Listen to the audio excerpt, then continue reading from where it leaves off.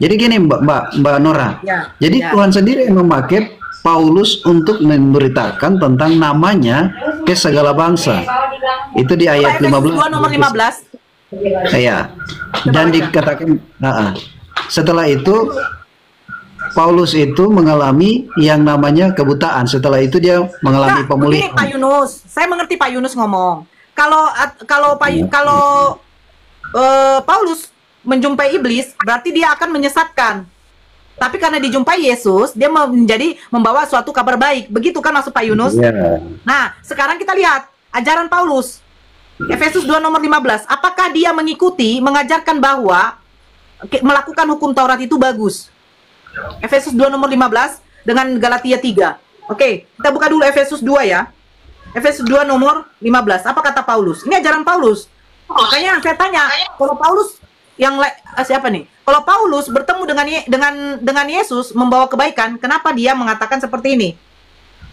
Sebab dengan matinya sebagai manusia, ia telah membatalkan hukum Taurat dengan segala perintah dan ketentuannya untuk menciptakan keduanya menjadi satu manusia baru di dalam dirinya dan dengan itu mengadakan damai sejahtera. Nah, kita buka lagi di dalam Galatia 3. Apa kata si Paulus? Ini ajaran Paulus kan? Katanya ajaran kebaikan. Ternyata bertentangan. Nah, kita buka Galatia 3 dari 10. Karena semua orang yang hidup dari pekerjaan hukum Taurat berada di bawah kutuk.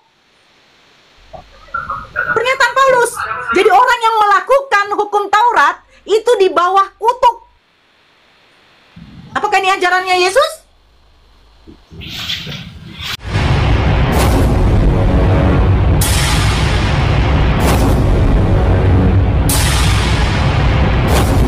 Assalamualaikum warahmatullahi wabarakatuh. Sahabat beriman, berjumpa kembali di Bintang Mualaf Channel. Kesempatan kali ini kita akan tampilkan perdebatan yang sangat panas antara Mualaf Nora versus Pendeta Ruben.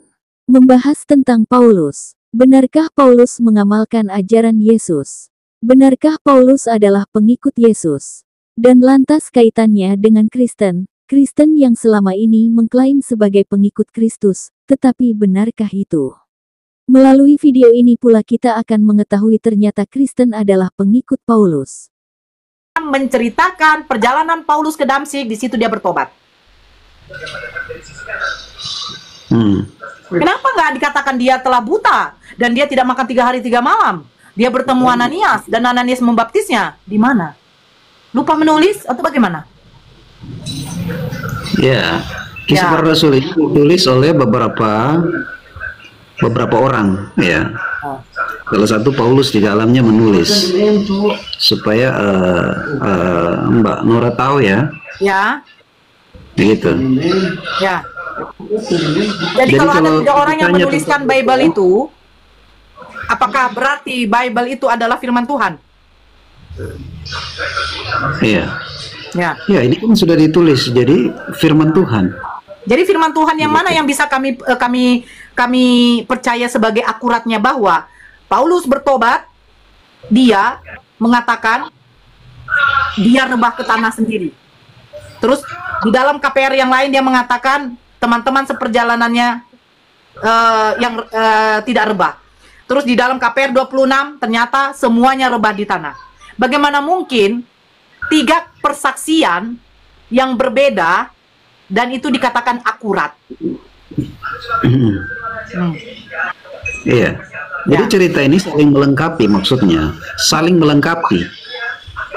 Begitu. Melengkapi apa Pak Yunus?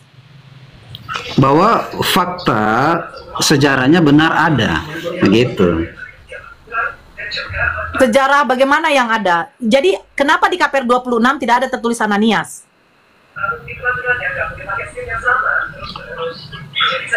Ya, terus maunya apa maksudnya? Bukan. Pak Yunus. Seandainya saya mengatakan, maaf begini Pak Yunus. Ada 3 orang saksi ya mengatakan bahwa Pak Yunus jam 12 malam mencuri. Maaf. Satu saksi mengatakan bukan jam 12 tetapi jam 1. Dia bersama 3 orang. Satu saksi mengatakan bukan jam 1 tetapi jam 3. Dia bersama 2 orang. Tapi di sini Pak Yunus mencari intinya dia bertobat. Tapi dari kesaksian itu, ya, bagaimana cara dia bertobat, dia bertemu Yesus itu tidak pernah ada yang benar. Jangan poinnya, Pak. Jangan poinnya, intinya Paulus bertobat. Intinya Paulus bertemu Yesus. Bisa nggak Kristen membuktikan bahwa ketiga tulisan ini dari KPR 9, KPR 22, KPR 26, bahwa ceritanya ini bisa sama gitu loh. KPR 9 dengan 22, Paulus mengatakan dia sendiri yang rebah ke tanah. Sementara KPR 26, kami semua rebah ke tanah. Ada nggak dari kata kami itu membuktikan memang bahwa Paulus bertemu suatu suara yang mengaku itu adalah Mesias? Nggak ada kan? Yang bersaksi di situ hanyalah Paulus. Kata kami ini, siapa saja kami ini?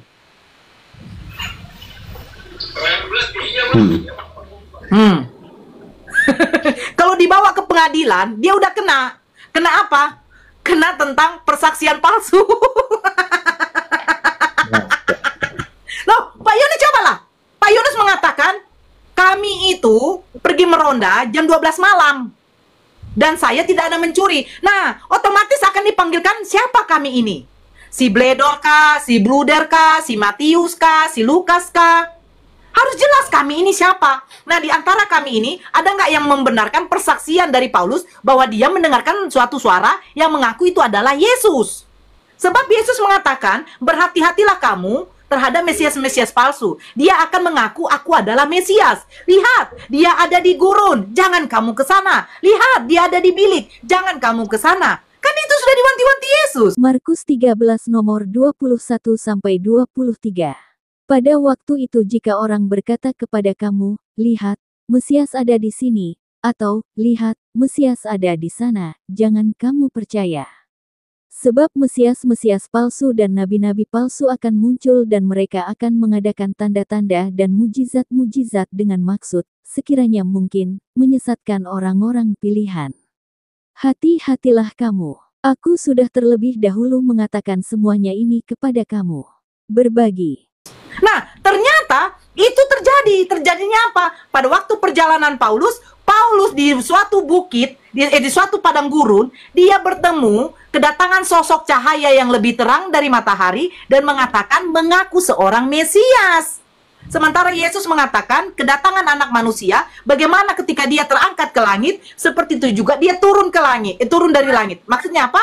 Yesus naik ke langit dengan fisik, dengan jasmani, dengan tubuh, ketubuh jasmaniannya, turun pun akan demikian, bukan berbentuk cahaya. Ya. Ya. Jadi di dalam ayat 9 ini dia bertemu dengan Yesus dalam cahaya. Ya, ini kan intinya bertemu. Latar belakang Paulus ini seorang penganiaya. Nah, kan gitu. Okay. Tapi Tuhan bisa ubahkan dia, ini yang keren. Dan dia dipakai Tuhan. Sekarang saya bertanya, apakah ada Yesus mengatakan dia akan datang seperti cahaya? Dia datang secara khusus kepada Paulus ini supaya dia menjadi saksi. Mana datanya, Pak? Dan tentang Yesus ke seluruh bangsa. Mana datanya Yesus datang kepada seseorang nanti yang dia pilih sebagai rasul itu berbentuk cahaya. Sementara di dalam Lukas 10 nomor 18 Yesus mengatakan dia melihat iblis jatuh dari langit itu seperti kilat. Nah, yang datang kepada Paulus itu cahaya. Jatuh dari langit. Sementara di dalam Matius 24, kita baca Matius 24 ya Pak. Apa kata Yesus? Matius 24. Oke, saya buka Matius 24 nomor 26. Apa kata Yesus? Ah, ini kata Yesus ya. Jadi, apabila orang berkata kepadamu, lihat ia ada di padang gurun, janganlah kamu pergi ke situ. Atau lihat ia ada di dalam bilik, janganlah kamu percaya. Sebab sama seperti kilat memancar dari sebelah timur dan melontarkan cahayanya sampai ke barat, demikian pula lah kelak kedatangan anak manusia. Jadi cahaya yang dilontarkan dari timur sampai ke barat, seperti itulah kedatangan anak manusia. Sementara cahaya itu datang, turun dari langit, jatuh dari langit. Nah, cahaya yang jatuh dari langit, apa kata Yesus? Itu adalah iblis. Pak Yunus harus membuktikan sama saya perkataan Yesus mana yang mengatakan dia akan datang seperti cahaya yang turun dari langit. Sementara ini bukan cahaya yang turun dari langit. Ini dikatakan sebab sama seperti kilat memancar dari sebelah timur dan melontarkan cahaya yang sampai ke barat. Dari timur ke barat loh, Pak Yunus, bukan turun dari langit. Kalau Pak Yunus tetap mengatakan bahwa suara itu, cahaya itu adalah Yesus, tunjukkan datanya sama saya. Yesus mengatakan dia seperti cahaya turun dari langit. Seperti itu Pak Yunus. Berarti betul bahwa Yesuslah itu yang datang dari langit itu, yang berupa cahaya. Pernyataannya tidak ada. Tunjukkan datanya Pak Yunus. Oke. Oke, kalau Yohanes 10 ayat 10 itu iblis datang membunuh, membinasakan. Itu kalau Paulus bertemu dengan iblis, pasti rancangan iblis itu membunuh dan membinasakan. Tetapi dia bertemu dengan Yesus, maka Yohanes 10 ayat 10 itu mengatakan hidup kekal. Yohanes 10 ayat 10 saya baca dulu. Saya kadang-kadang kurang hafal kayaknya. Itu tentang perumpamaan gembala. Itu tentang gembala. Yohanes 10. Domba-domba. Ya. Kalau Paulus bertemu dengan Yesus, maka pasti ada mereka banyak mengalami perubahan atau mengalami hidup kekal. Yohanes 10 ayat 10 dikatakan begini. Pencuri datang untuk mencuri dan membunuh dan membinasakan. Itu iblis. Aku datang supaya mereka mempunyai hidup dan mempunyai dalam segala kelimpahan. Jadi Paulus ini benar bertemu dengan Yesus. Nah, di dalam kisah 9 ini menerangkan begini. Yesus sendiri berfirman kepada Ananias, itu di ayat 13. Jawab Ananias, Tuhan, karena Ananias berkoneksi dengan Tuhan. Nah, firman datang kepada Ananias. Jawab Ananias, Tuhan, dari banyak orang yang telah kudengar tentang orang itu, betapa banyaknya kejahatan yang dilakukan terhadap orang-orang kudus di Yerusalem.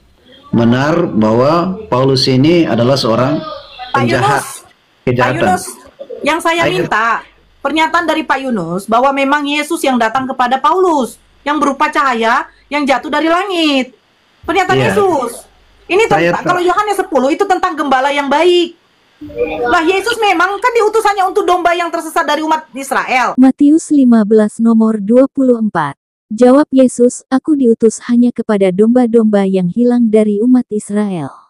Di dalam Matius 15 nomor 24. Nah, sekarang yang saya minta pernyataan dari Pak Yunus tadi bahwa Yesus itu yang turun dari langit berupa cahaya. Ya buktikan gitu loh sama kami bahwa memang yang ditemui Paulus itu adalah Yesus anak Bunda Maria. Jadi begini Mbak Nora, jangan begini. Jadi saya menerangkan bahwa Paulus ini benar-benar bertemu dengan Yesus. Kalau bertemu dengan iblis, iblis itu rancangannya membunuh dan membinasakan. Jadi Paulus ini benar-benar bertemu dengan Yesus. Nah, di sini dikatakan firman-Nya kepada Ananias, pergilah sebab. Jadi kalau memang iblis yang bertemu dengan Paulus, berarti aturannya si Paulus dibunuh. Begini Mbak Nora, kalau Paulus itu bertemu dengan Yesus, berarti mereka akan diselamatkan, ya. Kalau dia bertemu dengan iblis, pasti iblis itu rancangannya begini, membunuh dan membinasakan. Sekarang saya tanya, yang membatalkan hukum Taurat siapa? Yesus datang itu menggenapi. Dia saya bertanya, tidak ada kekuatan apa-apa untuk membatalkan Pak Yunus. Ya, siapa? Paulus itu tidak ada kekuatan apa-apa untuk membatalkan hukum Taurat. Tapi Yesus itu menggenapi hukum Taurat karena dia berkuasa di bumi dan di sorga. Jadi gini Mbak Nora. Jadi Tuhan sendiri yang memakai Paulus untuk memberitakan tentang namanya ke segala bangsa. Itu di ayat 15. Nomor 15. Ya.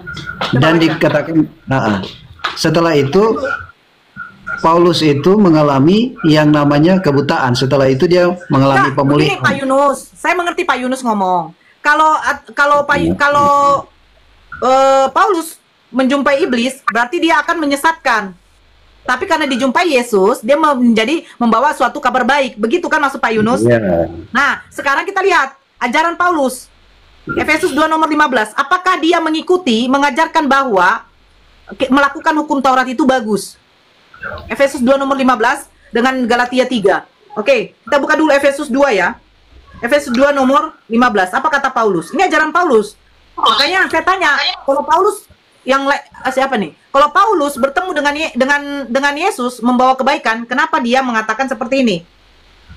Sebab dengan matinya sebagai manusia, ia telah membatalkan hukum Taurat dengan segala perintah dan ketentuannya untuk menciptakan keduanya menjadi satu manusia baru di dalam dirinya dan dengan itu mengadakan damai sejahtera. Nah, kita buka lagi di dalam Galatia 3. Apa kata si Paulus? Ini ajaran Paulus kan? Katanya ajaran kebaikan. Ternyata bertentangan. Nah, kita buka Galatia 3 dari 10. Karena semua orang yang hidup dari pekerjaan hukum Taurat berada di bawah kutuk. Pernyataan Paulus. Jadi orang yang melakukan hukum Taurat itu di bawah kutuk. Apakah ini ajarannya Yesus? Galatia 3 nomor 10. Karena semua orang yang hidup dari pekerjaan hukum Taurat berada di bawah kutuk. Sebab ada tertulis, terkutuklah orang yang tidak setia melakukan segala sesuatu yang tertulis dalam kitab hukum Taurat.